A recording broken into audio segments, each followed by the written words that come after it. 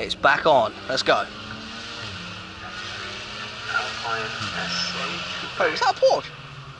Classic cars for sale. So we'll have. He's gonna try and buy it. Just to picture what makes this car special.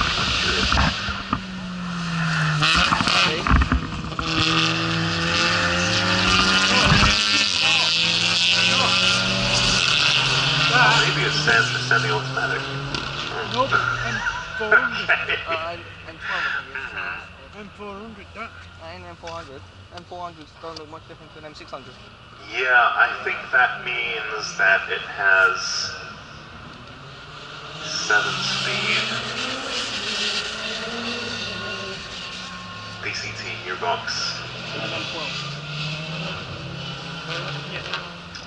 Interesting, nonetheless. Watch what's coming down. M3 Alpine. Oh yeah! Only Trinity spec DCT 4-liter V8s. This is the model before. Okay, here we go. So I found it for sale. Oh, I want it. So, this is the model before the M3 GTS, and is the current Trinity spec highly regarded by M-Car owners. We have a caterum on track. We have a caterum. Yeah, boy. Hey, what do you guys think? Should I build my own little little track day car and come down and do something like this? I think I should. Okay. So it seems like it's somewhere between a vanilla M3 and a M3 GTS. So pretty special. That's cool. So the incident's been cleared, and it looks like we've now jumped into our pro section. So first up we had the entry-level kind of back cars, the road cars-ish. Then we moved into the track day car, track builds, and now we move into the pro class. We have Club Pro, Pro Extreme, and there's some subtle differences between them. We're also allowed to run slick tires in some of these classes, and in fact, the lap times of the fastest pro cars are comparable to some single sectors. And in fact, what's really interesting is before, and I've been so intrigued, but if you remember, if you cast your mind back to classic Top Gear with the, the three presenters before there was the whole punch-up situation, they had scheduled a episode of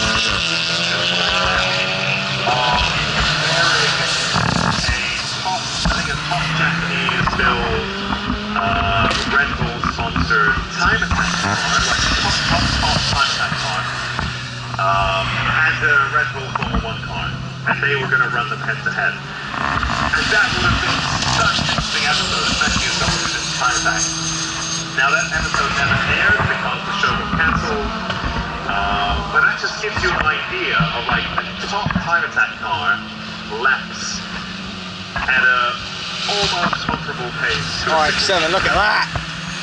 And that's really, really remarkable when you picture that mostly starts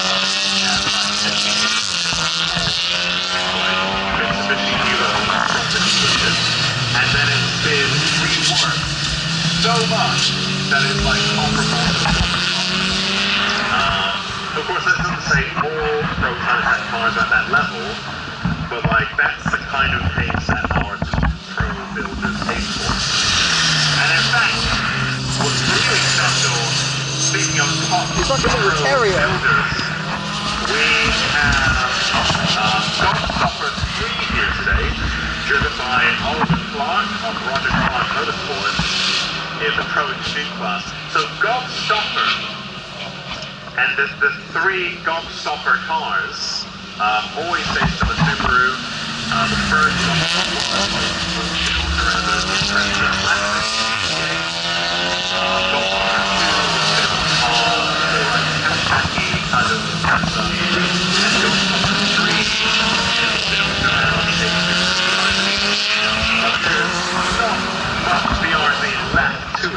This is even though great. they put like a little BRZ badge on the back.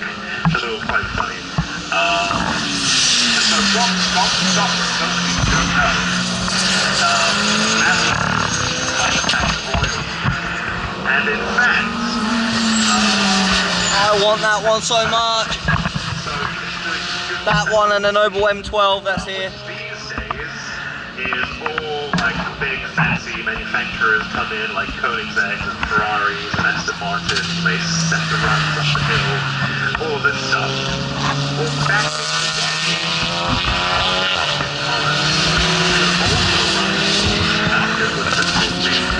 That's the Noble. That Gobstopper, driven by Oliver Clark, and it was just like, you know, visually, that the Subaru was so much quicker than everything else that all the big name manufacturers got really upset and threatened to not come back unless tuner cars were banned. And so from that point, tuner cars haven't been back to Goodwood for 5% received. So, this is the kind of thing that we're doing. Like Gobstopper and Rocket Park Motorsport are such legends.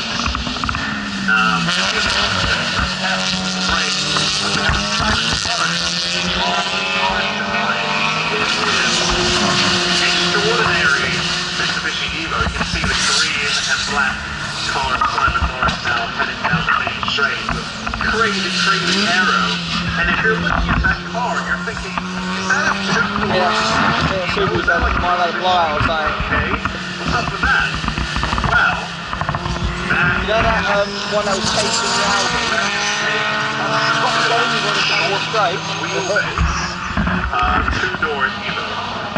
That is the brain He's ahead of him. Simon Norris. And I remember Look at the spoiler on that one! a few years ago thinking, well, you know, because there were some compressors that came with two doors, right? There you go, that one. Some Mugged off. could get the Type R, 22B, those are two doors. But there was never, to my knowledge, any factory builds in France, factory built so in some markets, you can get a Mitsubishi Lancer two-door, although it was called something else. The name eludes me. In some Asian markets, you could get a two-door Lancer, but you could never get a two-door Evo. To my knowledge, if that's incorrect, you know, I'm always happy to learn. And if you want to correct me, we have an email address actually. That is timeattackinfo@gmail.com. Or I am also on Instagram, Thunderwood Racing. Like Underwood surname, but it's Thunderwood Racing. So leave me a message on there if I'm wrong about something. And I'm always happy to or send us an email. To the best of my knowledge, there was never a factory two-door Evo, but happy to be correct on that one. Now that they're using our Rob Boston here in the Janetta now crosses the line to get his next flying left, heads down Cannakill. I will give you That's a three Janetta. chances to guess what engine is in Rob Boston's Janetta. Case 1. Honda K engine, K series. Swap for the Honda K series, because of course it has. And these Janettas That. come from the factory with a 6 of some description, some kind of Ford V6, I believe, producing around 400 horsepower. Very quick car indeed, but not quick enough for Rob Boston, so he has gone ahead and kickstarted, and it's also boosted as well. Jeff Kershaw in the Turbo Technics Ford Focus. What's his best time? 9.0. Yeah. That one Roger is a Janetta 255. 255. Yeah. Oh, sorry, Roger Punch. Here they come. Yeah. There's Janetta. Almost like they're family or something. Only one there. There's the Noble. Back out. That there was a Noble M12 in their Noble Legendary Metallic Blue. Simon Norris, 46.9. Ron Boston, 48.2. And we have Tommy George, 49.1. Chris Cheddar, 49.4. Very close there between those two. And you can tell they've got the We have fucking Josh Barrett in the caterer. stickers over their number plates. So 50.4 there. track them. And then when they go high, Then they we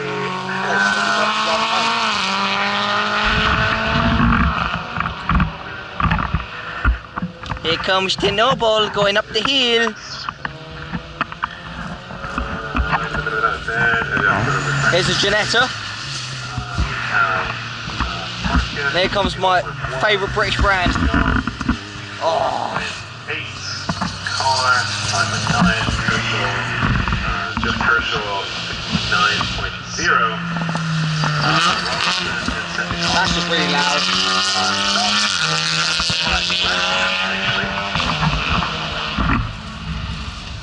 I'm loving every moment of this. Just under 3 minutes remaining in this session.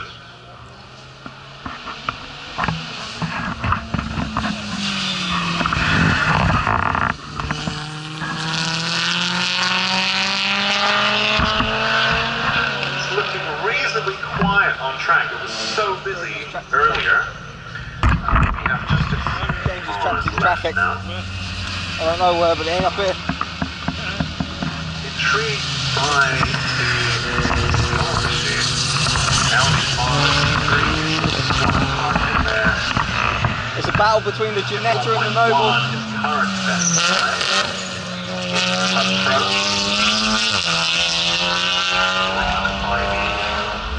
Oh man, it does sound nice. Developments. Although it is an Audi Audi. RS3 TCR car. With a kind of Advan looking livery. Here comes the Noble. Is back on track in the Gobstopper 3, so keep an eye on him. 200 SX. Sam Carr, also very The Carrier. in the And the Noble. Mazda RX-7, which is of course 3 guesses. Yeah. Subaru BRZ. In that. Or Toyota GT86.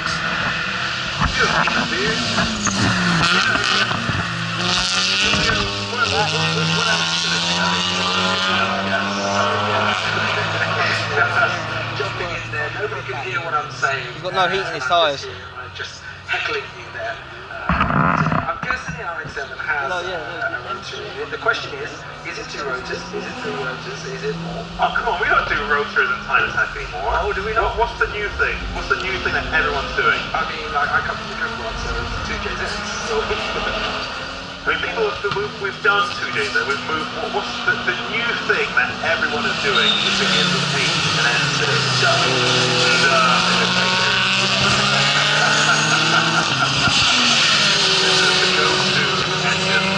But, from what I understand, I think Sam Carr also has a gearbox. Pretty cool. Yeah, pretty unusual. So Honda K-Series and ZF8. So, very, very interesting builds there. Yeah, that ZF8 speed, you know, like any good sports car in the last, 10 years or so, have all used that 8-speed semi-automatic dual clutch transmission. Yeah, boy! It's just a regular old gearbox. It's just very good. Oh, the K-Trip's coming after the Ford. Will it catch it? It looks like he might. There goes the Noble M1200. Let's go. Not M1200, M200. M12. Goddamn speech. Oh, it caught it. Yeah. And of course, if you want to off the valve, it's lovely, it's drivable and smooth, which you're not going to get with a Duke. You know, they're always going to be a bit clunky. Here comes the Honda NSX. one of my top 5 favourite cars of all time, and a car that I wish I could buy. If I had £126,000 to buy one second hand, I absolutely would. That concludes our time attack warm-up. And next up, the track is cleared. It seems like we're running a little ahead of schedule, which is amazing. But don't get too excited yet, because we'll probably fall behind schedule. But it's good to have that extra 9 minutes in our pocket. And very shortly, we will be bringing you the Racing Honda's Championship qualifying in just a few minutes. Just coming to the end of this race, so this is the last car coming around. I believe it's a Ford Fiesta.